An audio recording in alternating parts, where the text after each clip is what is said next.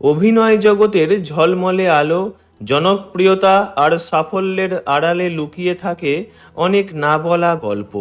ক্যামেরার সামনে হাসি মুখে ধরা দেওয়া তারকাদের ব্যক্তিগত জীবনেও থাকে সংগ্রাম, বিচ্ছেদ, একাকিত্ব এবং সম্পর্কের নানান টানাপোড়েন। সেই সমস্ত অভিজ্ঞতা খুব কম তারকারাই খোলাখুলিভাবে বলতে পারেন।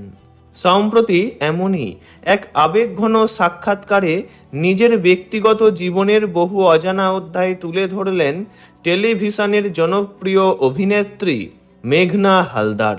প্রথমবার তাঁর মেয়ে অক্ষরাকে পাশে নিয়ে তিনি কথা বললেন বিবাহ বিচ্ছেদ, সিঙ্গেল মাদার হিসাবে লড়াই এবং মা মেয়ের গভীর বন্ধুত্ব নিয়ে।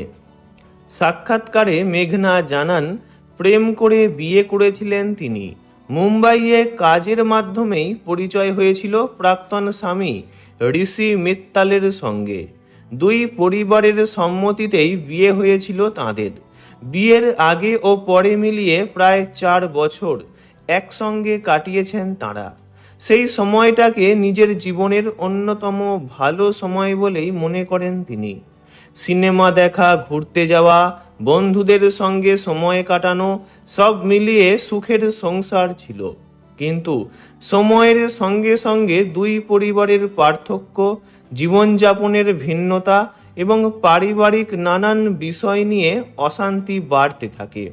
মেঘনার কথায়, স্বামী মানুষ হিসাবে অত্যন্ত ভালো হলেও পরিবার ও দাম্পত্যের ভারসাম্য বজায় রাখতে পারেনি। শেষ পর্যন্ত দুজনেই বুঝতে পারেন একসঙ্গে থাকার চেয়ে আলাদা থাকাই হয়তো সবার জন্য ভালো হবে। আলাদা থাকার সিদ্ধান্ত সবচেয়ে কঠিন সিদ্ধান্ত ছিল তখন, কারণ সেই সময় তাঁদের মেয়ে অক্ষরার বয়স মাত্র 1 বছর। মেয়েকে নিয়ে কলকাতায় চলে আসেন মেঘনা।